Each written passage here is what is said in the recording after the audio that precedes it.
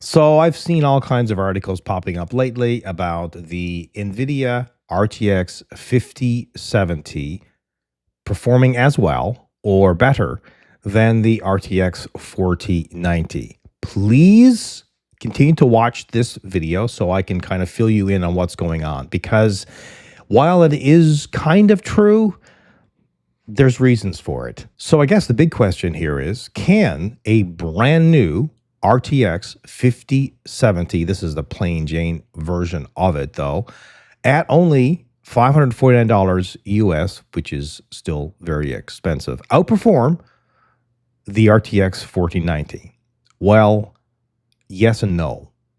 Yes, but a lot of examples that have been used here of the 5070 outperforming the 4090 has been in one game, Marvel Rivals. And there's a reason for that. The new 50 series video cards from NVIDIA will be using DLSS for multi-frame generation.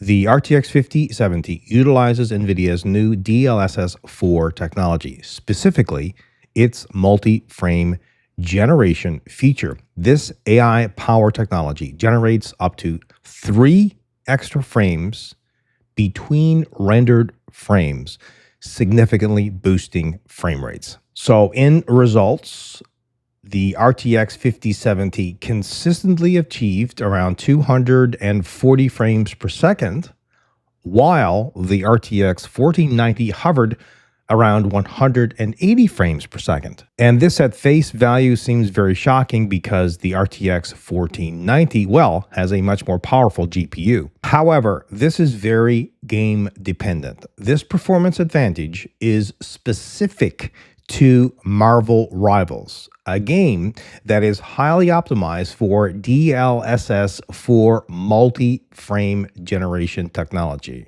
Also, VRAM limits you should take into consideration. The RTX 4070 has only 12 gigabytes of VRAM, which may be very limiting in its performance in games that demand high memory, especially at 4K resolutions.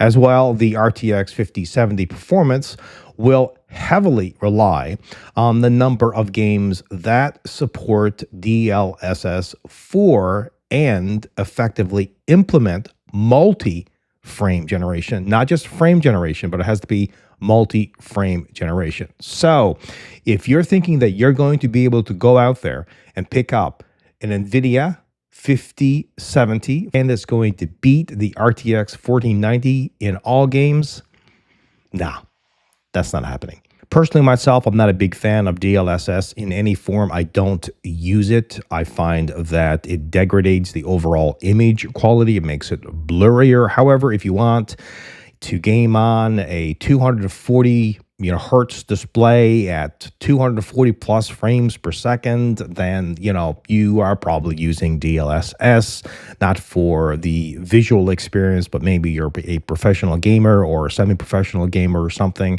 But it does give people an option who want to have a really good video card. That would be the 5070 for a decent price and kind of get them in the game, so to speak, and be able to play, a lot of games that are out there. And I'm sure a lot of developers will also be trying to implement DLSS for multi-frame generation technologies to get on board, and make their games playable for people who really can't afford to spend, $2,000 to $4,000 on a video card. I say $4,000 because, for example, a card that is $2,000 in the United States will be $4,000 in Canada and probably more in other countries. What are your thoughts on this? And in my opinion, it's trickery in a way, because it's not raw GPU power, right? It's using